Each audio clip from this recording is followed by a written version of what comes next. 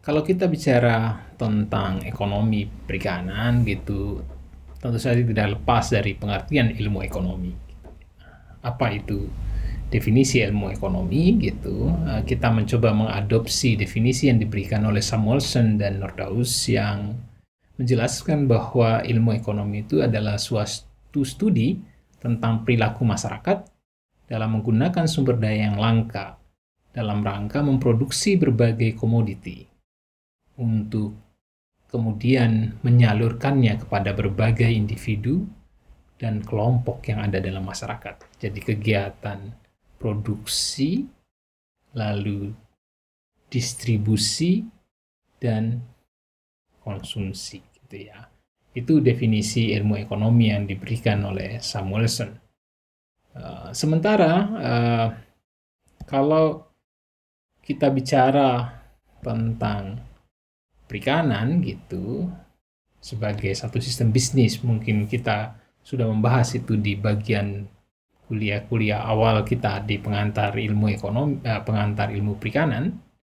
Maka dari definisi itu gitu ya, kalau kita bicara perikanan, dengan demikian ekonomi ikan atau ekonomi perikanan nanti akan saya bahas lebih jauh apa bedanya ilmu ekonomi ikan dan ekonomi perikanan itu.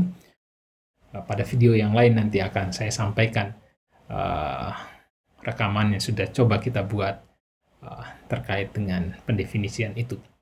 Tetapi secara definisi ekonomi perikanan itu adalah ilmu yang mempelajari atau suatu studi tentang perilaku masyarakat perikanan. Tadi perilaku masyarakat. Nah, ini khususnya masyarakat perikanan.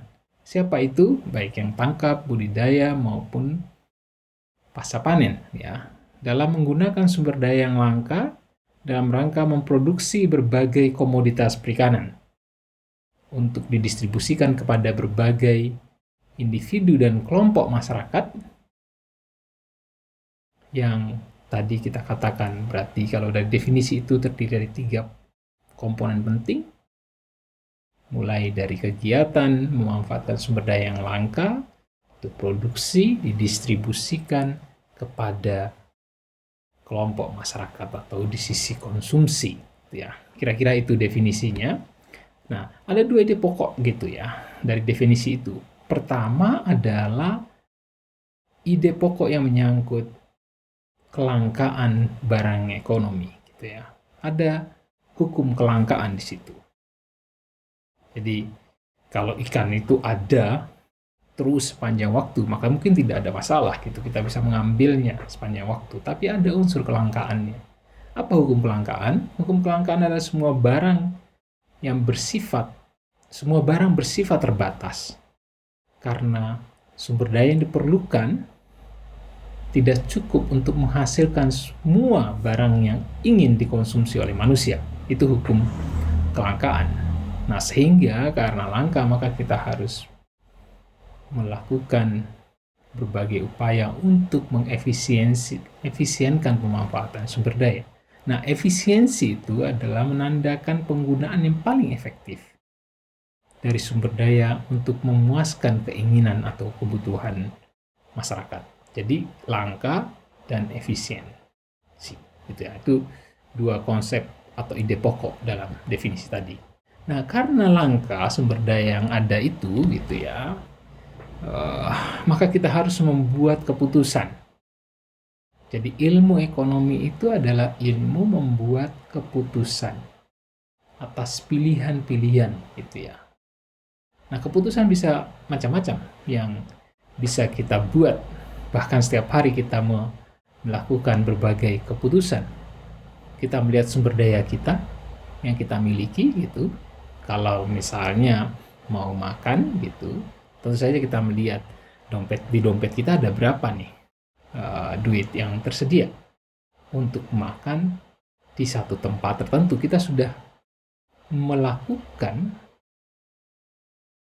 aktivitas ekonomi sesungguhnya, memutuskan, memilih dari berbagai pilihan. Apalagi kalau di dompet itu kita tahu jumlahnya tapi ingin melakukan beberapa keputusan. Misalnya mau makan, minum, nonton, sementara sumber daya di dalam dompet kita itu hanya cukup untuk satu atau dua. Maka harus ada yang dikorbankan di antara itu adalah pilihan, choice.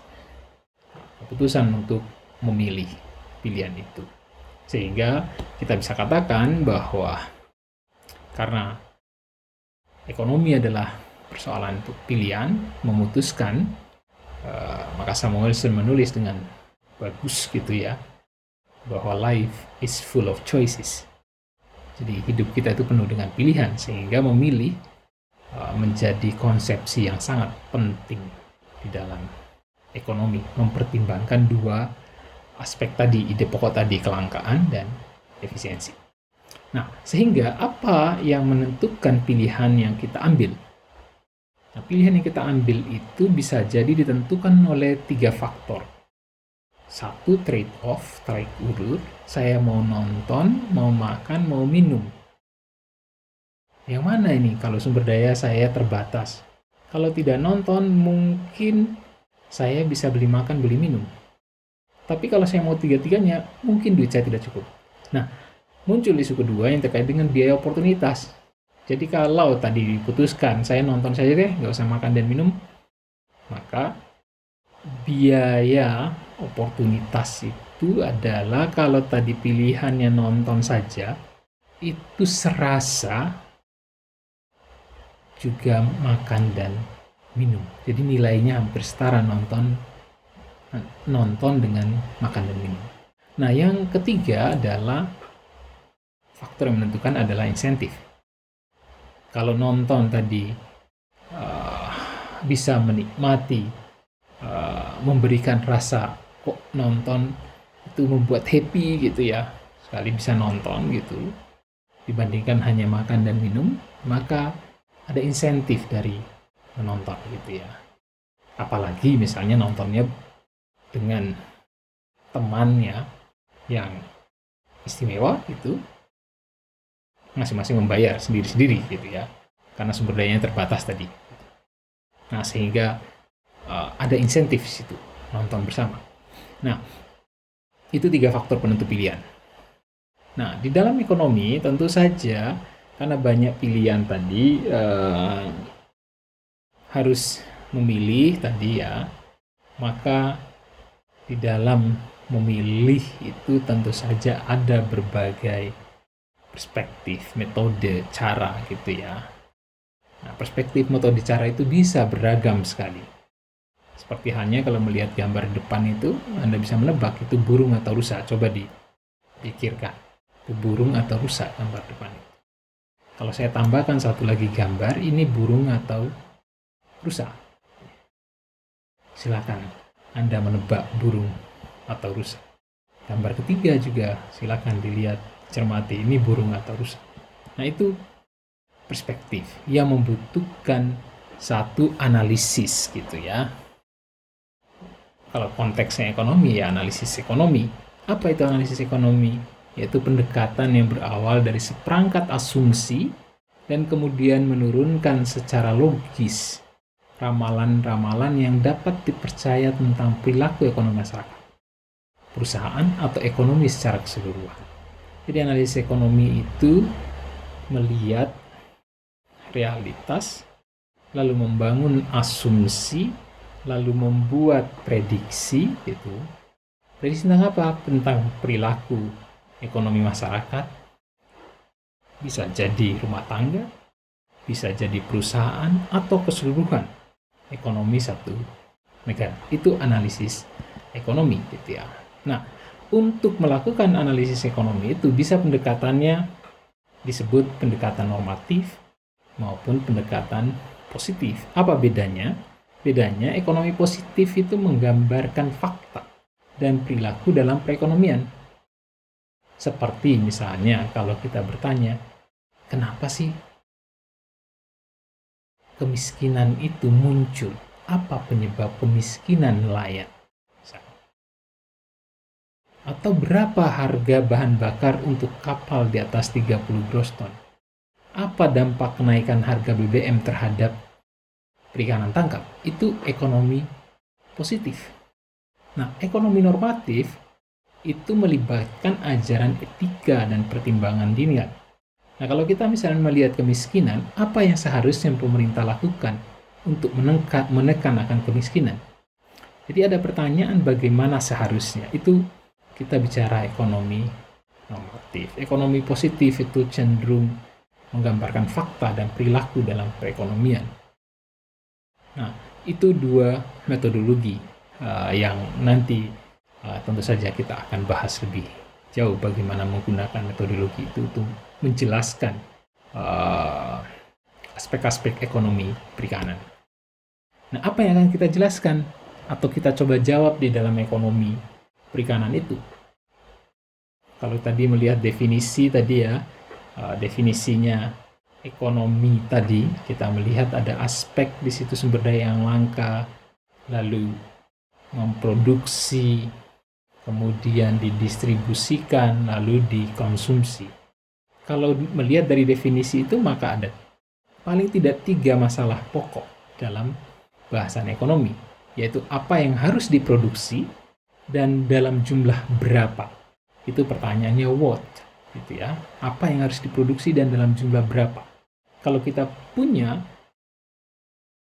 katakanlah lahan yang sangat luas sekali, kita ingin memproduksi ikan, tinggal kita tetapkan ikan apa yang mau diproduksi dan berapa jumlah yang akan kita produksi. Nah, kedua adalah pertanyaan how, bagaimana sumber-sumber ekonomi atau faktor-faktor produksi yang tersedia harus digunakan untuk memproduksi.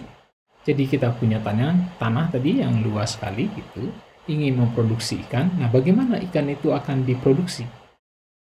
Faktor-faktor produksi apa yang tersedia yang harus digunakan untuk memproduksi ikan itu? Mungkin pusat pakan, mungkin bisa tenaga kerja, mungkin bisa listrik dan seterusnya. Nah, yang ketiga, untuk siapa barang-barang tersebut diproduksi atau bagaimana barang-barang tersebut harus dibagikan.